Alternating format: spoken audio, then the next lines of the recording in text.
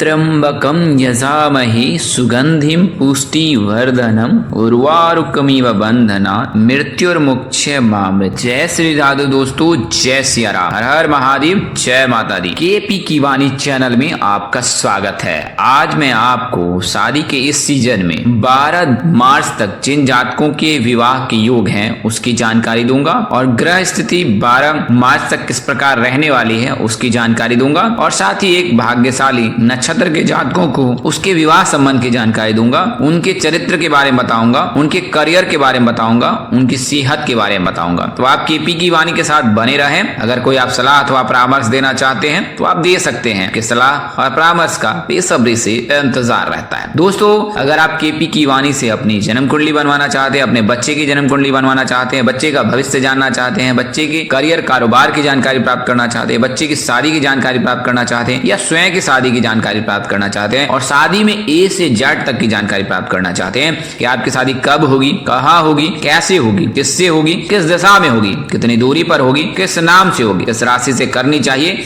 जीवन साथी का रंग रूप स्वरूप स्वभाव और उनका करियर कैसा होगा, आपका करियर कैसा होगा, अगर आप लव मैरिज करना चाहते हैं तो लव मैरिज के योग हैं या नहीं, अगर आप प्रेम प्रसंग में हैं तो प्रेम विवाह के कितने योग हैं, माता पिता की सहमति मिलेगी कि नहीं मिलेगी, करियर कैसा रहेगा, आपका करियर कैसा रहेगा, आपके जीवन साथी का करियर कैसा रहेगा, इसके अलावा कितनी संतानें होंगी, कुंडली में किस प्रकार की महादशा चल रही है, कितने योग हैं कुंडली में और महादशा कौन कौन सी चलेगी, कौन से योग कुंडली में बन रहे हैं, तो ये सभी जानकारी जो है अब आप केपी की वाणी से प्राप्त कर सकते हैं। अगर आप दूसरे विवाह की जानकारी प्राप्त करना चाहते हैं तो भी संपर्क कर सकते हैं। अगर आप कुंडली मिलान कराना चाहते हैं तो भी आप संपर्क कर सकते हैं। सामान्य शुल्क पर आपको पूरी जानकारी दी जाएगी। हमारा उद्देश्य केवल और केवल मार्ग प्रशस्त करना रहता है। किसी प्रकार के बाह्य आडंबर से को प्रसारित करना हमारा बिल्कुल ही उद्देश्य नहीं रहता है। तो ज्योतिषीय गणना के आधार पर जब ग्रहों की स्थिति बदलती है, ग्रह अपने चाल बदलते हैं या ग्रह एक राशि से दूसरी राशि में प्रवेश करते हैं तो उससे किस प्रकार का प्रभाव पड़ता है राशियों पर, तो वह जानकारी मैं इस वीडियो के माध्यम से देता हूं। और इसी क्रम में आज मैं आपको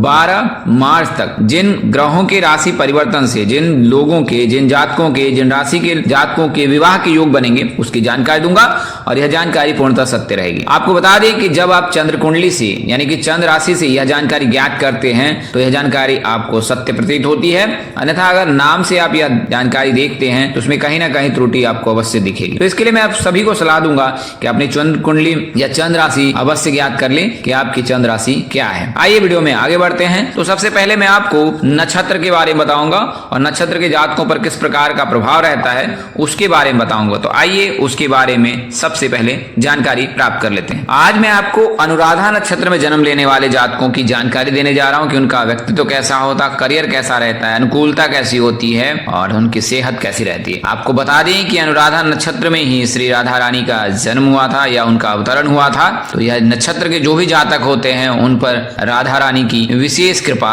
रहती है। तो अगर आप अनुराधा नक्षत्र में जन्म लेने वाले जातक हैं तो आपके आराध्या माँ राधा रानी है।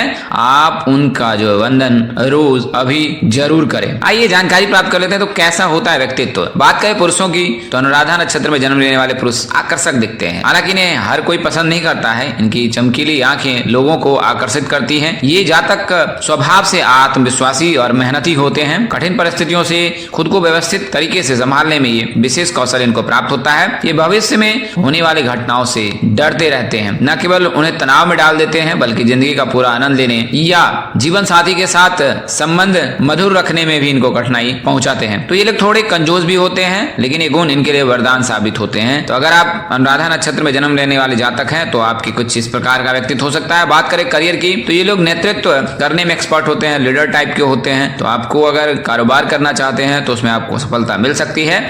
इस नक्षत्र के जातक महज 18-20 साल की उम्र से काम पर लग जाते हैं। आसान शब्दों में कहें तो आमदनी के स्रोत इनके लिए बन जाते हैं और उस समय से ही ये जो है कार्य में लग जाते हैं और ये बहुत ही सफल कारोबारी बनते हैं। 48 साल की उम्र तक ये लोग सफलतापूर्वक नौकरी करते हैं। अगर बिजनेस की बात करें तो फिर ये अपने बिजनेस में जुड़ जाते हैं। अगर नौकरी भी करते हैं तो 48 साल तक करते हैं, उसके बाद अपनी बिजनेस में जुड़ जाते हैं। इनका स्वास्थ्य खराब होने लगता है उस समय में। इसके लिए जो है इनके व्यवसाय से भी रुचि हटने लगती है और फिर 50 के पश्चात जो है इन्हें स्वास्थ्य संबंधी परेशानी होती है। अब बात करें अनुकूलता की। अनुराधा नक्षत्र में जन्म लेने वाले जातक माता पिता के बेहद करीब होते हैं। पिता से इन्हें धन लाभ होता है, व्यापार में भी मदद मिलती है। हालांकि बिजनेस में जो है पिता के साथ कई बार मनमुटाव भी होता है। जातक पुराने ख्याल के होते हैं और अपनी पत्नी के प्रति इनका जो है झुकाव अधिक रहता है। शुरुआत के दिनों में जो है जातकों को भले अपनी जोड़ी उपयुक्त न लगती हो, लेकिन बाद में धीरे धीरे के साथ समय के साथ जो है ये अपने धर्म पत्नी के साथ सामंजस्य बिठाकर जीवन में आगे बढ़ते हैं और एक दूसरे को बेहतर से समझने लगते हैं। इस तरह पति पत्नी का जो प्यार है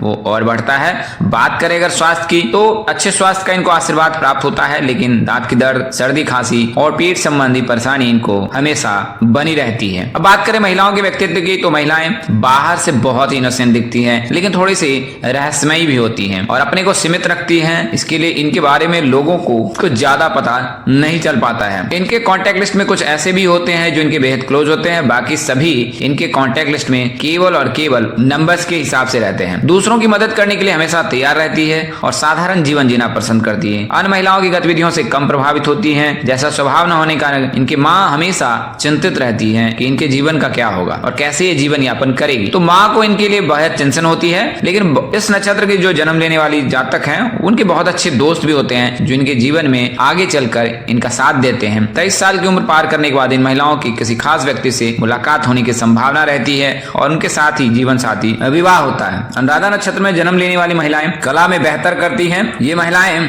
अपना परचम फहराती हैं। अच्छी बात है कि इस नक्षत्र की महिलाएं अपनी शिक्षा भी कड़ी मेहनत से करती हैं और इनको भविष्य में इसका फायदा भी मिलता है। बात करें अनुकूलता की, तो इनकी माँ से इनका बेहद लगाव होता है। बच्चों की सफलता से में बहुत मूड भूमिका निभाती है, महत्वाकांक्षी होती है, समय का सदुपयोग करती है और अपने पति से बेहद प्यार करती है और अपने पेरेंट्स से भी बहुत प्यार करती हैं। पिता के ज्यादा करीब होती हैं। ससुराल वाले के प्रति भी इनके मन में अपार स्नेह होता है। इसके चलते ये गृह लक्ष्मी के समान रिस्पेक्ट पाती हैं। बात करें स्वास्थ्य की, तो महिलाओं से संबंधित होने वाली परेशानी इनको होती है। इसके अलावा सिर दर्द, सर्दी और अनिद्रा की शिकायत इस नक्षत्र में जन्म लेने वाली महिलाओं को होती है। तो समय समय पर आप एक्सरसाइज करें और सही खान पान और सही दिनचर्या का पालन करें तो आप अवश्य स्वस्थ रहेंगे। आइए अब राशि के बारे में जान लेते हैं और यह जान लेते हैं कि ग्रहों की स्थिति किस प्रकार रहेगी। तो देवगुरु बृहस्पति वृषभ राशि में ही विराजमान रहेंगे 12 मार्च तक। बात करें न्याय के देवता शनिदेव की, तो कुंभ राशि में विराजमान रहेंगे। अगर मायावी ग्रह राहु और केतु की बात करें तो राहु मीन राशि में रहेंगे, केतु जो है वो विराजमान रहेंगे तुला राशि में। मंगल की बात करें तो मंगल कर्क राशि में रहेंगे।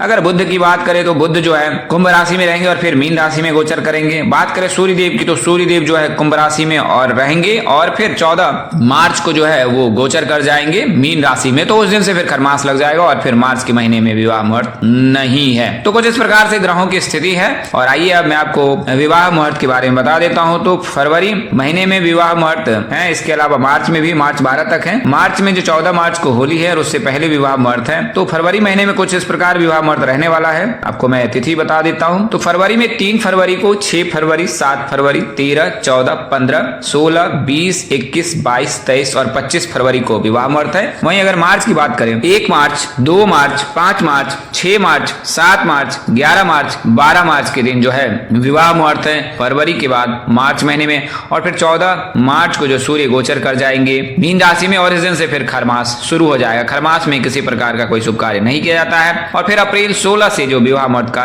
शंखनाद होगा। फिर मई और जून महीने में विवाह मुहूर्त है और उसके पश्चात फिर जुलाई, अगस्त, सितंबर, अक्टूबर में विवाह मुहूर्त नहीं है और नवंबर में फिर विवाह मुहूर्त है। तो इस वर्ष कुछ इस प्रकार से विवाह मुहूर्त का रहेगा संयोग। जून महीने में भी कम ही विवाह मुहूर्त है और फिर जुलाई, अगस्त, सितंबर, अक्टूबर में नहीं है और अक्टूबर में नहीं है, नवंबर में है और फिर दिसंबर में केवल 3 दिनों के लिए विवाह मुहूर्त है। तो इस प्रकार से संयोग रहेगा। बात करें राशि की, तो सर्वप्रथम वृषभ राशि की बात करूंगा क्योंकि गुरु वृषभ राशि में लग्न भाव में बैठा है। तो वृषभ राशि के जातक के लिए 12 मार्च तक मुहूर्त है इनके लिए विवाह के। अगर बी नाम के जातक हैं, यू नाम के जातक हैं, वी नाम के जातक हैं तो आपके लिए शुभ योग है वर्तमान समय में। अगर बात करें मिथुन राशि की, तो मिथुन राशि के जातकों चूंकि गुरु द्वादश भाव में बैठे हैं तो आपके विवाह की संभावना बहुत कम है वर्तमान समय में। 15 मई के बाद आपके लिए शुभ योग बनेगा। कर्क राशि की बात करें तो कर्क राशि के जातक के लिए भी जो है 12 मार्च तक विवाह मुहूर्त है। सिंह राशि के जातक के 29 मार्च के बाद विवाह के योग बनेंगे। कन्या राशि के जातक के लिए जो है योग है, हालांकि शुक्र जो है इनमें नीच के होते हैं तो आप भगवान शिव की पूजा करें तो आपको अवश्य लाभ प्राप्त होगा। तुला राशि के जातक के लिए भी शुभ योग बन रहा है। वृश्चिक राशि चूंकि गुरु जो है गुरु की कृपा से आपके लिए शुभ योग बनेगा और बन रहा है पूर्व में भी और अभी वर्तमान समय में 15 मई तक आपके लिए शुभ योग है।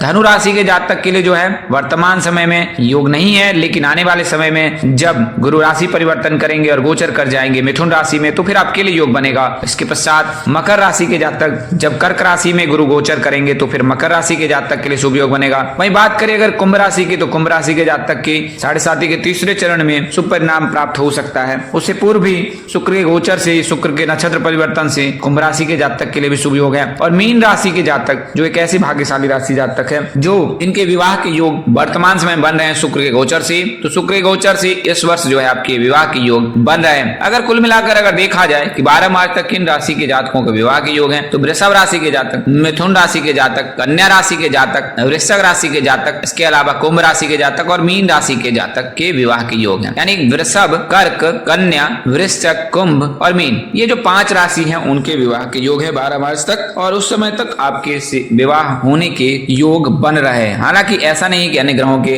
राशि के परिवर्तन से जो है अन्य राशि के जातक के विवाह के योग नहीं है। मकर राशि के जातकों के लिए साल 2025 बहुत उत्तम रहने वाला है। इसके अलावा धनु राशि के जातक के भी विवाह के योग है साल 2025 में। धनु और मकर राशि के जातक के विवाह के योग बन रहे हैं। 7.5 के तीसरे चरण में कुंभ राशि के जातक के भी योग बनेंगे। 29 मार्च के बाद सिंह राशि के जातकों के लिए भी शुभ परिणाम प्राप्त हो सकते हैं। हालांकि इसकी संभावना कम है। अगर इस वर्ष शादी नहीं होती है तो सिंह राशि के जातक के आगामी वर्ष में विवाह के 100% योग बनेंगे। इसके अलावा मेष राशि के जातक, तो मेष राशि के जातकों पर 7.5 का प्रथम चरण प्रारंभ हो जाएगा, तो इसकी संभावना कम है कि आपके शुभ कार्य में आपको सफलता मिले। तो आप थोड़ा सा सतर्क रहे, सावधान रहे और भगवान हनुमान की जो है पूजा, उपासना, आराधना अवश्य करते रहे। तो दोस्तों आज के लिए इतना ही। अगले वीडियो में फिर मिलेंगे, तब तक के लिए मुझे इजाजत दे। आप जहां रहे मस्त रहे, स्वस्थ रहे, व्यस्त रहे। माता रानी का असीम कृपा पर बरसती रहे। परमपिता परमेश्वर आपको सद्बुद्धि, सत्मार्ग और आगे बढ़ने की शक्ति दे। नमस्कार, जय श्री राम दोस्तों, जय श्री कृष्णा, जय माता दी, जय वाहेगुरु, हर हर महादेव।